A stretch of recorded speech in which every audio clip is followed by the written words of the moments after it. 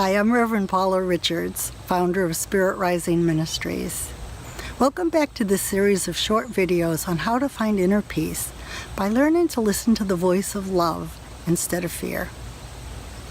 Today I'd like to talk a little bit about doing versus being. I'm starting to learn that our state of mind, how we're being, is far more important than what we're doing. And that at any moment we are either sending fear thoughts out into the world or we're radiating love. So I'd like to share a story with you. Back about 4 years ago, I had my thyroid removed. So I was in the hospital for 2 days. I had my surgery on Monday and I came home on Wednesday.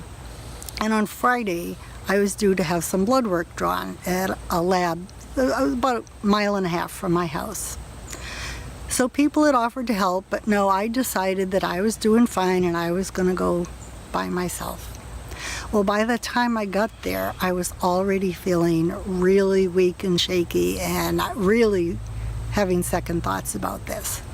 And when I walked in the lab, the waiting room was packed. So I knew I was going to be there for a while, so I got even more nervous.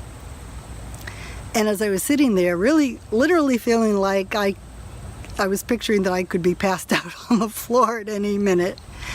And all of a sudden, this woman from across the room, who had sort of caught my eye earlier, she walked over and sat down and she shook my hand and she said, "Hi, how are you doing?" And I just looked at her and I said, "Do I know you?" "No," she said, "but I just thought I'd come over here and sit down and we'd have a little chat." She seemed friendly enough, and I said, "Well, actually, I'm not doing very well at all." So I told her the situation, and she sat with me, and just talking with someone, I was able to calm down and realize that I was going to be okay. And we got talking, and she found out she was a nurse, like I was, and she said she used to work in an Alzheimer's unit, and she loved the challenge because she said the patients there couldn't tell her when something was wrong, that she had to intuit it herself. And I was like, wow, you must have been really good at your job, because out of this whole waiting room, you came over and sat with me, and I really needed help. So, we were both there for blood work, or so we thought. I thought I was there for blood work. She knew her higher purpose, and she was in alignment with it. And she told me that. She said, no matter where I go, I always ask Spirit to guide me to the person who needs my help the most today.